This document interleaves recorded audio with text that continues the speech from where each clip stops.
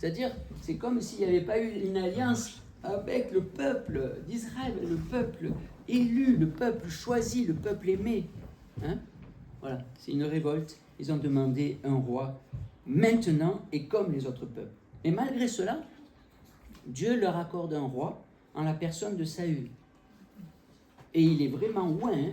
Il est oint d'une huile par Samuel pour le signe qu'il va vraiment avoir l'onction de l'Esprit Saint. D'ailleurs, il se passe des choses, hein? Il est conduit par l'Esprit, en tout cas Saül, au début, il se laisse conduire par l'Esprit et il y a vraiment des manifestations de l'Esprit Saint. Mais dès que l'épreuve et la tentation se fait plus pressante, Saül cède à la désobéissance. Ainsi, Dieu retire à Saül la royauté et la donne à David à travers l'onction de d'huile de Samuel. Mais cependant, il y a un temps quand même difficile. Il y a un temps difficile parce que Saül refuse de céder la place et il persécute David pendant plusieurs années. Vous voyez ? Et on se demande, mais pourquoi Dieu ne fait pas tomber Saül et puis comme ça y est, c'est fini, quoi, toutes ces épreuves, pourquoi ? Vous voyez ? On se demandait pourquoi. Et nous avons vu dimanche dernier que Saül s'est trouvé dans une situation où David pouvait le tuer. Il aurait pu se dire, ah ben Dieu, voilà, il me donne cette situation pour que je tue Saül. Vous voyez ? Mais donc, David a épargné Saül.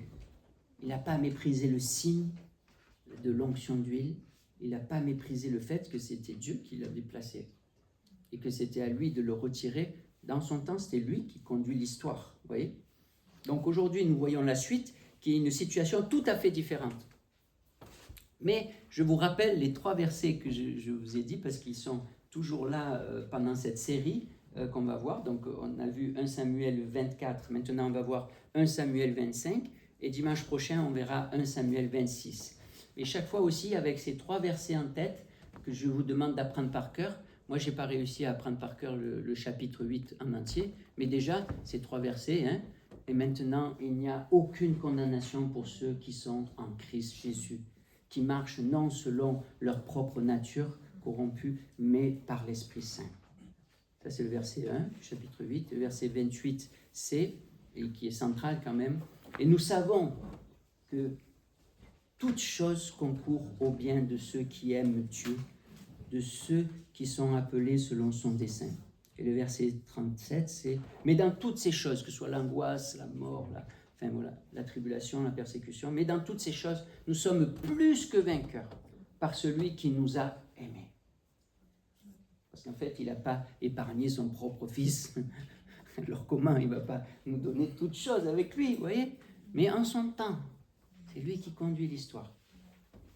Donc on va lire le chapitre 25 avec des versets choisis, parce que c'est assez long comme l'histoire.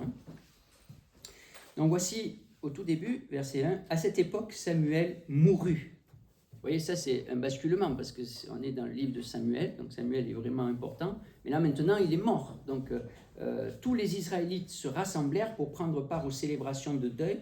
On l'enterra chez lui à Rama. Ensuite David se rendit au désert de Paran. Dans la localité de Mahon habitait un important propriétaire qui possédait 3000 moutons et 1000 chèvres. Ses domaines se trouvaient à Carmel et il y était alors pour la tonte de ses troupeaux. Il s'appelait Nabal et sa femme Abigail. Celle-ci était intelligente et belle, tandis que son mari était dur et méchant. Il ne faut pas conclure que c'est chaque fois comme ça. Mais bon, ça peut être souvent quand même. Bon, il était du clan de Caleb. Ça voulait dire qu'il est israélite. Il est du peuple de Dieu. Donc là, je saute l'histoire parce que là, elle va être re-racontée par le serviteur de Nabal. Verset 14. Un des serviteurs de Nabal avertit Abigail, la femme de son maître, en ces termes. « Depuis le désert, David a envoyé des messagers saluer notre maître, mais celui-ci les a mal reçus. Pourtant, ces gens ont été très bons pour nous. Ils ne nous ont fait aucun mal et nous n'avons rien perdu pendant tout le temps que nous les avons côtoyés dans les campagnes. Jour et nuit, ils ont été comme une muraille protectrice autour de nous, aussi longtemps que nous avons gardé les troupeaux dans les régions où ils étaient. Maintenant donc, réfléchis bien à ce que tu dois faire, car sans aucun doute, le malheur va s'abattre sur notre maître et sur sa famille. Il a lui-même si mauvais caractère qu'on ne peut rien lui dire. Abigail se hâta de prendre 200 pains, 2 outres de vin, 5 moutons tout apprêtés, 5 mesures de grains grillés, 100 grappes de raisins secs et 200 gâteaux de figues. Elle chargea le tout sur des ânes, puis ordonna à ses serviteurs, passez devant, je vous suis. Abigail n'avait rien dit à Nabal, son mari. Installée sur son âne, elle descendait, cachée par la colline. Pendant ce temps, David et ses compagnons avançaient dans sa direction. Soudain, elle se trouva en face d'eux. David venait justement de se dire « Voilà ce que j'ai gagné à protéger dans le désert tous les biens de cet individu, afin qu'il ne subisse aucune perte. Il me rend le mal pour le bien. Alors que Dieu m'inflige la plus terrible des punitions si, jusqu'à demain matin, je laisse un seul homme en vie dans la famille de Nabal. » Dès qu'Abigail aperçut David, elle descendit en hâte de son âne. Elle s'inclina devant David, se jeta face contre terre, à ses pieds, et lui dit « À moi la faute, mon Seigneur, à moi seul. Permets-moi toutefois de te parler. Écoute ce que j'ai à te dire. Ne t'occupe pas de Nabal. C'est un individu malfaisant qui mérite bien son nom. Il s'appelle Nabal l'abruti. Et c'est vraiment une brute. Moi, je n'avais pas vu que tu nous avais envoyé quelques-uns de tes compagnons. Mais maintenant, aussi vrai que le Seigneur est vivant et que tu es vivant, le Seigneur lui-même te retient d'en venir au meurtre et de te faire justice toi-même. Que tes ennemis et ceux qui te veulent du mal subissent le même sort que Nabal.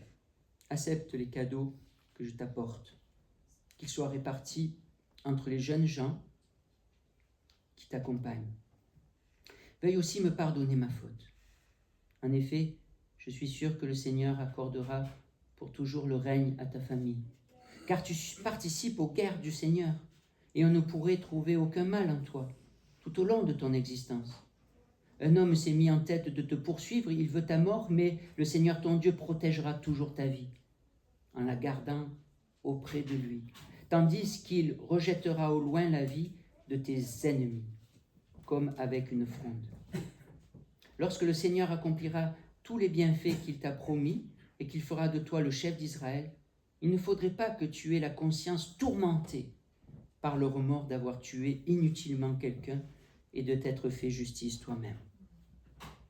Et quand le Seigneur t'aura accordé le bonheur, souviens-toi de moi.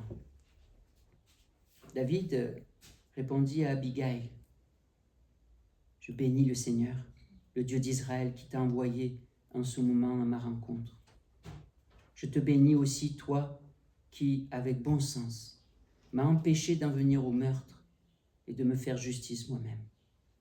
Vraiment aussi vrai que le Seigneur est vivant, le Dieu d'Israël qui m'a retenu de te faire du mal, je te l'affirme, si tu n'étais pas venu aussi rapidement à ma rencontre, demain à l'aube, il ne serait plus resté un seul homme vivant dans la famille de Nabal. » David accepta ce qu'Abigail lui avait apporté, puis il reprit « Retourne en paix chez toi. Tu vois, j'ai entendu ta supplication et je l'accueille favorablement. » Lorsqu'Abigail arriva à la maison, elle y trouva Nabal qui donnait un festin. C'était un vrai festin de roi. Nabal était si joyeux et tellement ivre qu'elle ne lui dit pas un mot avant l'aube. Elle attendit que son ivresse soit dissipée au matin pour lui raconter ce qui s'était passé. Nabal en reçut un tel choc qu'il resta paralysé. Une dizaine de jours plus tard, le Seigneur le frappa d'une nouvelle attaque et il mourut. Quand David apprit la mort de Nabal, il s'écria « Je bénis le Seigneur qui a pris ma défense au moment où j'étais insulté par l'attitude de Nabal. Je le remercie de m'avoir retenu de faire le mal et d'avoir fait retomber sur la tête de Nabal sa propre méchanceté. » Puis David envoya des messagers proposer à Abigail de devenir sa femme. Les messagers arrivèrent chez elle, à Carmel, et lui dirent « David nous envoie te chercher pour que tu deviennes sa femme. » Abigail s'inclina devant eux, face contre terre, et elle répondit « Je deviendrai l'esclave de mon Seigneur. Je suis prête à laver les pieds de ses serviteurs. » Elle se releva en hâte, monta sur son âne et, accompagnée de 5 servantes, partit à la suite des messagers de David, et elle devint sa femme. Voilà, jusqu'ici la parole de Dieu pour nous ce matin. Je vous invite à la prière. Seigneur, ta parole nous enseigne, nous instruit pour nous aujourd'hui. Tu conduis l'histoire de ton peuple Israël. Tu conduis aujourd'hui ton peuple qui est à travers le monde, à travers l'histoire, à travers toutes les cultures, toutes les nations se rassemblent aujourd'hui. Et vraiment, tu as fait une alliance universelle, une alliance énorme. Et voici ce que tu as fait en ce temps, avant que ton Fils vienne, nous instruit aujourd'hui encore. Alors Seigneur, donne-nous d'être enseignés, donne-nous de nous laisser conduire, et donne-nous de mettre, mets ta lumière sur nos attitudes, nos relations, nos paroles. Chasse les ténèbres par ta lumière. Donne-nous de rompre avec des mauvaises attitudes et conduis-nous par ton esprit. Apprends-nous à marcher par ton esprit et ta parole. Au nom de Jésus, nous te prions. Amen. Alors, dans ce passage, nous voyons Dieu qui agit, comme on a vu, Dieu fait contribuer toutes choses au bien de ceux qui aiment Dieu. À ceux qui sont appelés selon son dessein. Donc il aime David, il aime David, Dieu. Et David aime Dieu. Et là, Dieu agit à travers une personne, une femme.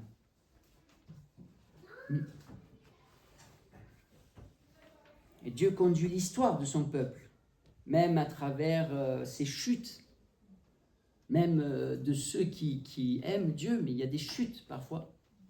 Il y a des fois des détours. Il conduit son peuple à travers le deuil, la colère, même à travers tout cela.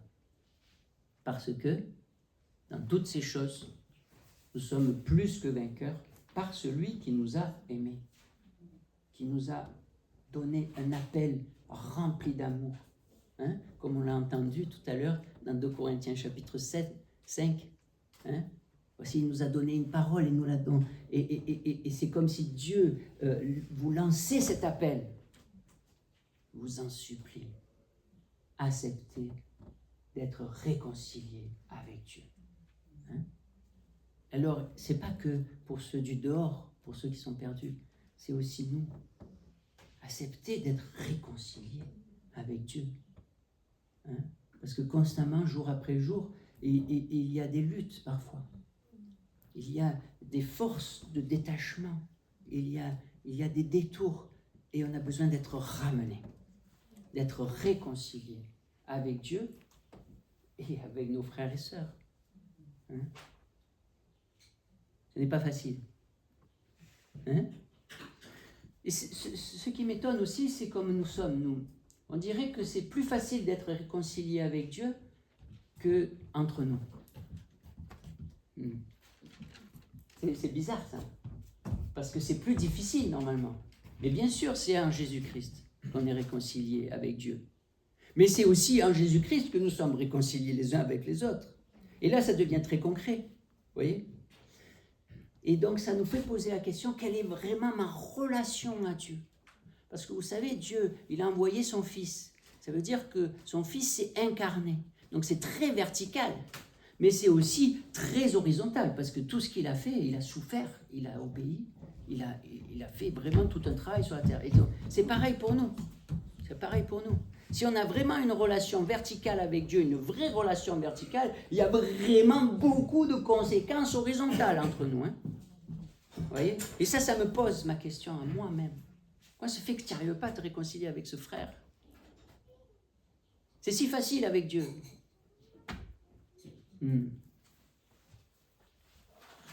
Alors, revenons à notre texte de Samuel 25. Maintenant, Samuel est mort et le peuple d'Israël est dans le deuil, un deuil national. On pourrait dire, c'est un peu comme quand Jacob il est décédé, il y a eu un deuil national en Égypte. Hein, et il y a eu quelque chose. Là, c'est en Israël. Et l'histoire du peuple de Dieu dépend maintenant de l'histoire de David, parce qu'on voit de suite David.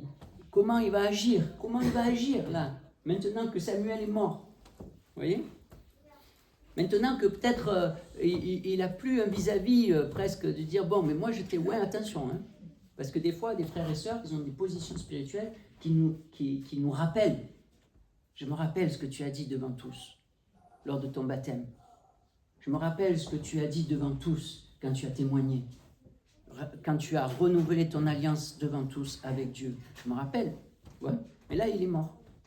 Alors peut-être il y a moins de rappels. Et David, en épargnant Saül, a montré une attitude royale de grâce et de dépendance de Dieu. Mais maintenant que Samuel est mort, maintenant qu'il est confronté à un homme dur et méchant qui le méprise, lui et ses serviteurs, comment il va réagir? Et cette fois, il faut le reconnaître, David réagit avec ses tripes, sans chercher réellement la volonté de Dieu. Vous voyez, des fois on se dit, mais ça c'est avec mes tripes, moi je vis avec mes tripes, moi je ne suis pas hypocrite, j'y vais. Attention, tes tripes, c'est pas l'Esprit Saint. Hein. Tes émotions, c'est pas l'Esprit Saint. Hein. Tes façons de penser, ce ne sont pas les pensées de Dieu. Hein. Parce que Dieu nous rappelle, mes pensées ne sont pas vos pensées. Hein. Et vos émotions ne sont pas mes émotions. Accordez-vous à moi. Il faut du temps. Il faut de l'humilité. Et des fois, on est brisé parce qu'on n'est vraiment pas accordé.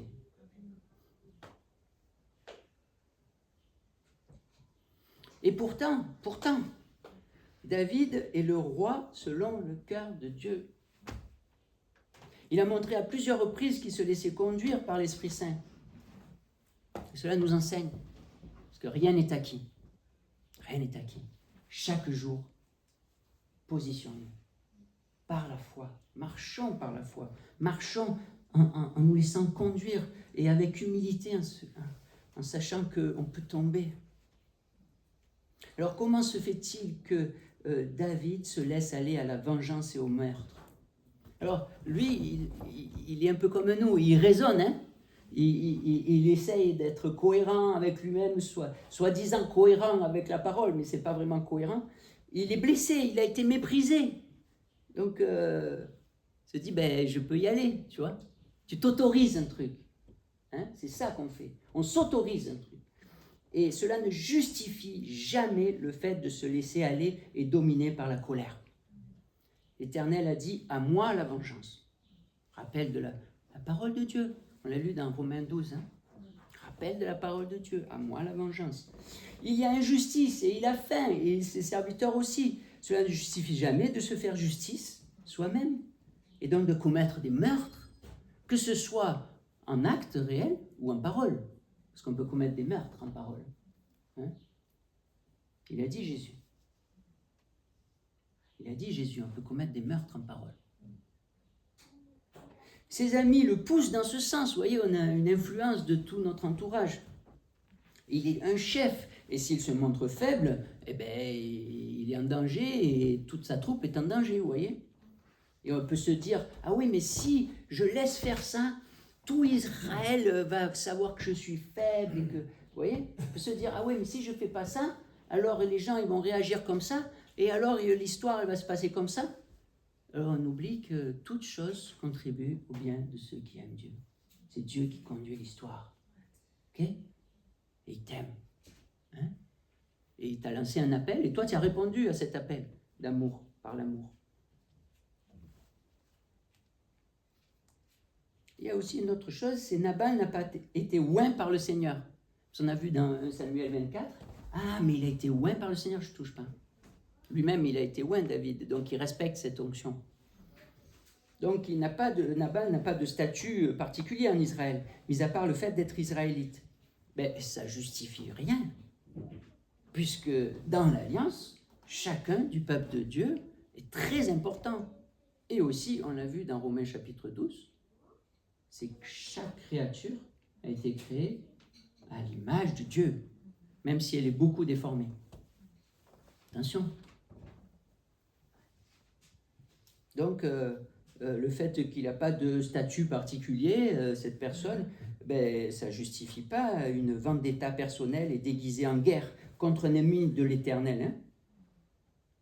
D'ailleurs, Abigail rappelle à David que normalement, il mène les guerres de l'Éternel. Et ici, ce n'est pas le cas. Hein. Même si David prend le nom de l'Éternel pour appuyer sa détermination à tuer.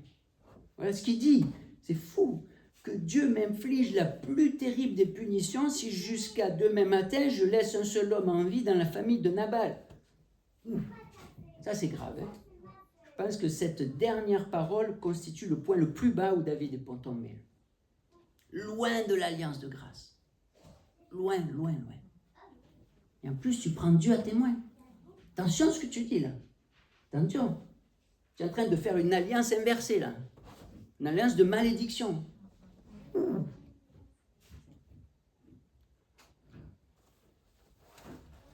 Voilà. Lorsque nous prenons Dieu à témoin, que ce soit bien lui qui nous dirige et non notre vieil homme, notre mauvais caractère. Il n'y a pas que Nabal qui a un mauvais caractère. On a tous mauvais caractère. Parce qu'il est dit, on a un vieil homme, on a la chair. Hein? Et c'est vrai pour les femmes aussi, hein? Il y a une vieille femme. Attention, hein? Il n'y a pas que les hommes qui sont méchants, durs et tout ça. Hein? Attention. Mais c'est vrai que ça arrive souvent. On pourrait dire peut-être c'est 80% et 20%. Mais je ne sais pas, je m'aventure là. Hein? Parce que les abus, il y en a beaucoup. Il y a beaucoup d'abus. Hein? Il y a beaucoup d'abus dans les foyers. Hein? Il y a beaucoup d'abus et souvent c'est les hommes. Et des fois c'est les femmes. On n'en parle pas, hein? Des fois c'est les femmes qui frappent leur mari. Hein? Mais aujourd'hui, on a avancé encore plus loin, c'est les enfants qui frappent leurs parents. Alors souvent, nous nous déresponsabilisons en disant c'est la faute de l'autre. Maintenant, je peux agir violemment, vous voyez, on s'autorise. C'est la faute de l'autre si j'agis comme ça. Alors tu n'es plus responsable de tes actes. C'est quoi ça? Ainsi, David était à 2 doigts de détruire ce que Dieu avait fait de lui. Un futur roi qui apporte la paix, la grâce et la justice selon Dieu. Un roi qui s'attend à Dieu et à son intervention. Pourtant, David, il aime Dieu. Mais ici, il ne le consulte pas. Il se laisse aller à ses impulsions et ses émotions. Ses tripes.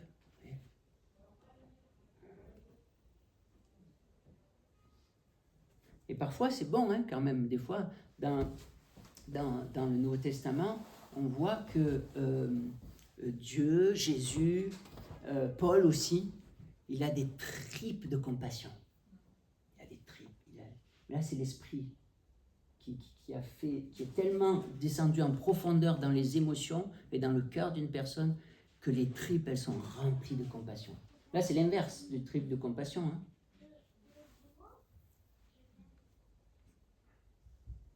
Et c'est pour cela qu'il est écrit dans la parole de Dieu que celui qui croit être debout prenne garde de tomber.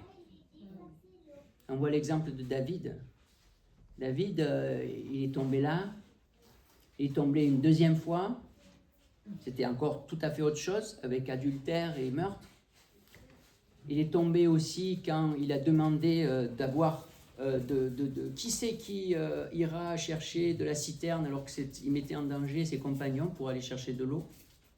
Il est tombé en demandant le recensement, tombé au moins 4 fois dans la Bible. Hein. Mais pourtant, hein, On dit de David, il était selon le cœur de Dieu. Et chaque fois, il s'est vraiment repenti, réellement repenti. Et il a retrouvé la route. Il est comme nous. Il est comme nous. Hein, on a reçu l'onction de l'Esprit, hein, par Christ. Hein, mais on peut tomber. Mais soyons comme David, vraiment laissons le Seigneur nous interpeller par des hommes, des femmes, des enfants parfois, qu'il envoie pour nous parler. Hein. Il nous donne sa parole écrite, mais pas que. Hein. Il nous donne des frères et sœurs, qu'on puisse se dire les choses dans la vérité, dans l'amour et la vérité. C'est très très important. Donc David, il aime Dieu et Dieu aime David, et Dieu envoie sa servante Abigail avec son message. Alors voici Abigail. Waouh, Abigail. Quel modèle, quoi. Tu te dis, waouh. Quand tu vois ça, tu te dis, waouh, ça on dirait presque Jésus, tu vois. Mais comme elle est une femme, on n'en parle pas trop peut-être, je ne sais pas. Abigail, ça peut vouloir dire celle qui fait la joie de son père. C'est la signification de son nom. Mais elle ne devait pas être toujours dans la joie avec un époux aussi dur et méchant. Hein. Cependant, elle est heureuse, car elle marche sur le chemin de la paix. Ainsi, la joie de Dieu, son Père, fait sa joie. Jésus a dit en effet, « Heureux les artisans de paix, car ils seront appelés fils de Dieu. » Alors, nous voyons au moins 7 choses chez Abigail qui montrent qu'elle est une ouvrière de paix. Et ça nous instruit pour nous. Ça devrait être un modèle pour nous. Mais continuons. Elle est tout d'abord suffisamment humble pour écouter et suivre les conseils d'un serviteur. Un serviteur, c'est esclave là, à l'époque. Hein. Elle fait preuve de générosité. Elle fait preuve de courage. Elle ne laisse pas pourrir la situation. Ça, je ne veux pas passer trop vite, ça, parce que ça m'interpelle beaucoup. Je me dis, mais comment se fait que cette situation est devenue si pourrie? Il n'y a personne qui a parlé, personne qui est intervenu. C'est resté trop longtemps comme ça. Personne n'a dit rien. Vous savez, si un enfant monte sur la table, c'est Charles Nicolas qui me le dit souvent, ça. Il me dit, mais si un enfant monte sur la table, tu le laisses faire 1 jour, 2 jours, 10 jours, le 11e jour, tu interviens, tu dis, ah, arrête, tu le frappes et tout, il ne comprend rien. La situation a commencé à se dégénérer et à pourrir, tu vois. C'est quand il monte sur la table, tu interviens et tu lui dis, non, ça ne se fait pas. Calmement, et puis hop. Et s'il fait la 2e fois, tu re-interviens, mais tu interviens au moment qu'il faut. Sinon, tu laisses pourrir la situation. Et quand la situation est pourrie, il faut y aller. Parce que quand même, il faut y aller. Mais sinon, ça va encore plus pourrir, tu vois. C'est pas facile. Au plus on laisse pourrir la situation, au plus c'est pas facile. Là, si elle avait laissé, eh bien, la situation, elle serait devenue... il fallait intervenir là maintenant. Elle intervient, elle va au-devant de David. Vous voyez un peu, hein? Je ne sais pas si vous réalisez, il y a une troupe qui est capable de défaire des milliers de soldats. D'accord? David en armes, etc., qui monte avec violence. Elle, une femme, elle descend sans armes. Si ce n'est la parole de Dieu. C'est pareil pour nous. C'est pareil pour nous. On peut être dans des situations où il y a vraiment de la violence. Vraiment, c'est très difficile. Ne prenons pas les armes. On y va avec le courage et avec la parole de Dieu. Avec ce que le Seigneur nous donne. Et lui, il nous rendra plus que vainqueurs dans toutes ces choses. Hein?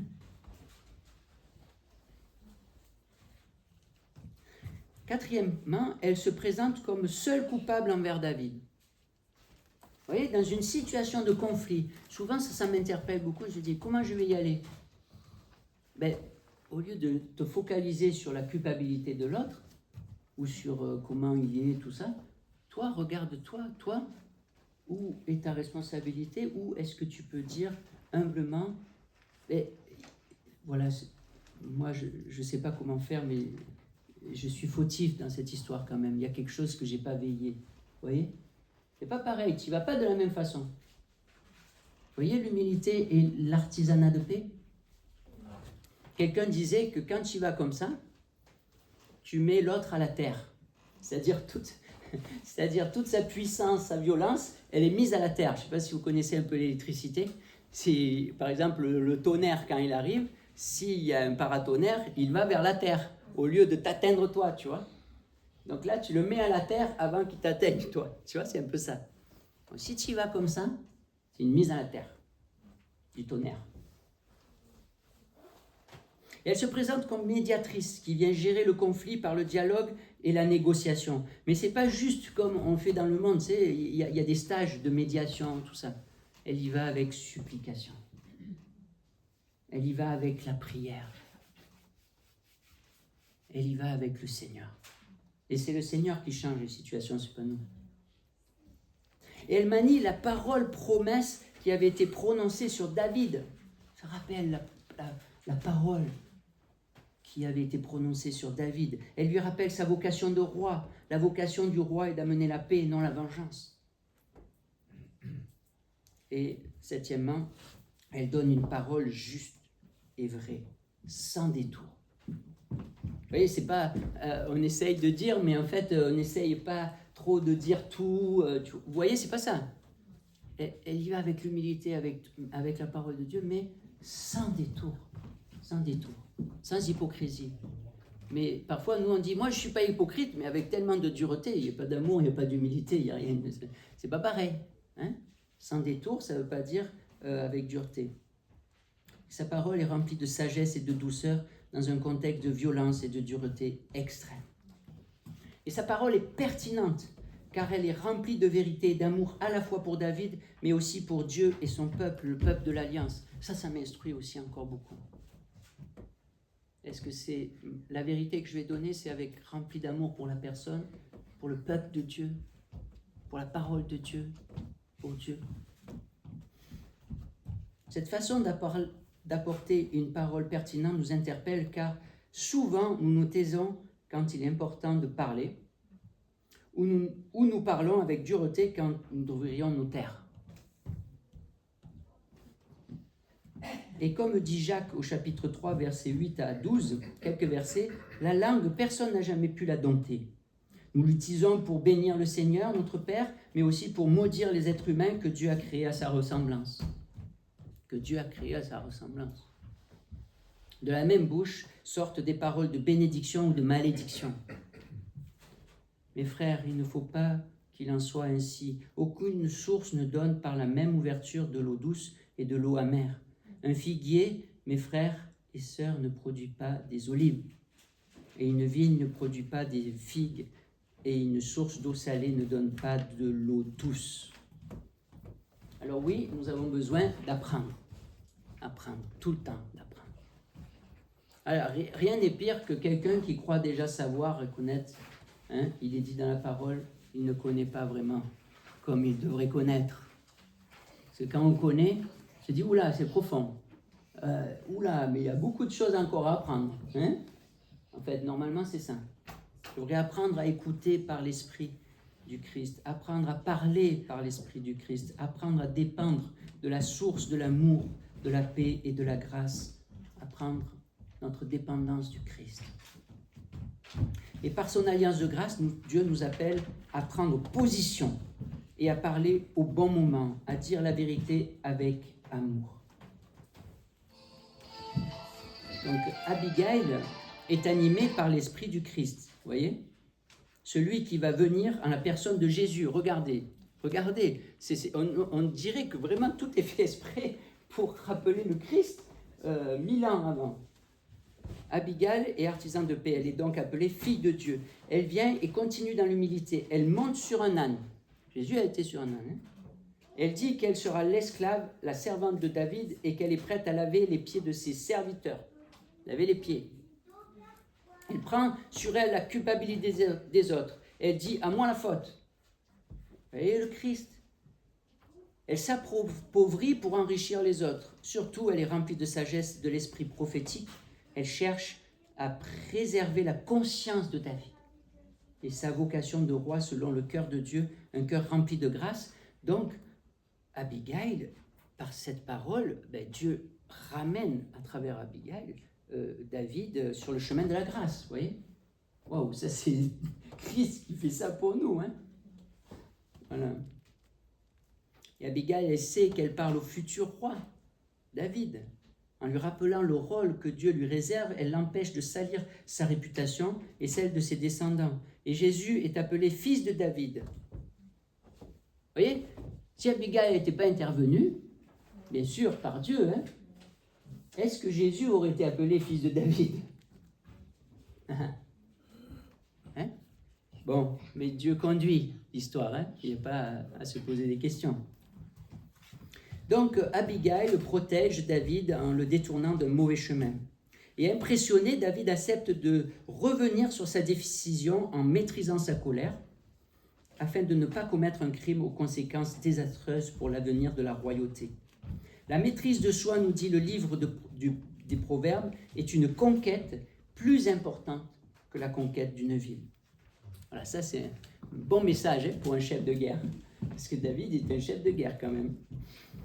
Ainsi, à travers Abigail, Dieu ramène David sur le chemin de la grâce. Ainsi, Dieu bénit son peuple en préservant l'avenir de la royauté. Et lorsque David apprend la mort de Nabal, il bénit le Seigneur de l'avoir empêché de faire le mal et d'avoir pris sa défense. Vous voyez, quand on voit Nabal il fait le festin alors qu'il ne donne rien, vous voyez, il est enivré toute la nuit, vous voyez, ça me fait vraiment penser à Éphésiens 5. Ne soyez pas enivrés de vin, mais soyez remplis de l'esprit. Entretenez-vous par des cantiques spirituels, des psaumes. Soyez en tout temps reconnaissants et soumettez-vous les uns les autres dans la crainte de Christ. Vous voyez, un était enivré de vin, enivré de ses propres pensées, il était conduit par la chair, et un autre, il marchait par l'esprit, même quand il est tombé, marchait par l'esprit. Hein? Il s'est soumis à une parole de femme, dans la crainte de Christ, en fait. Parce que ça venait de Dieu.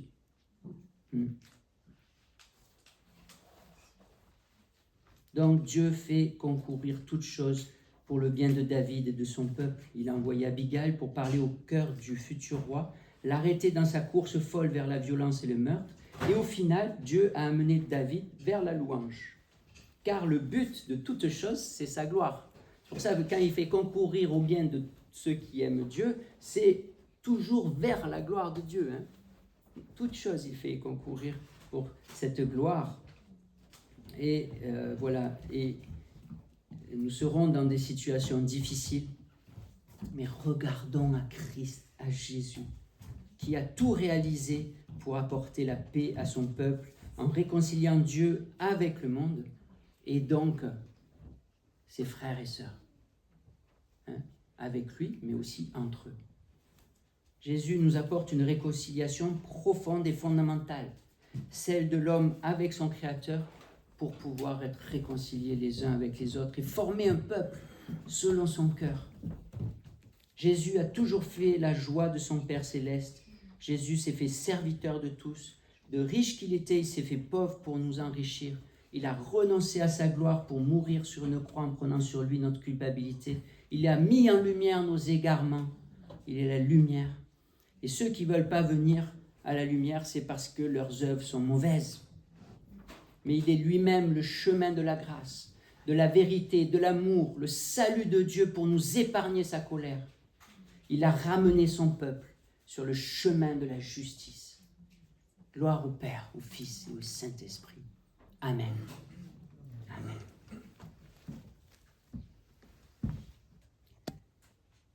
Voilà, je vous invite à la prière.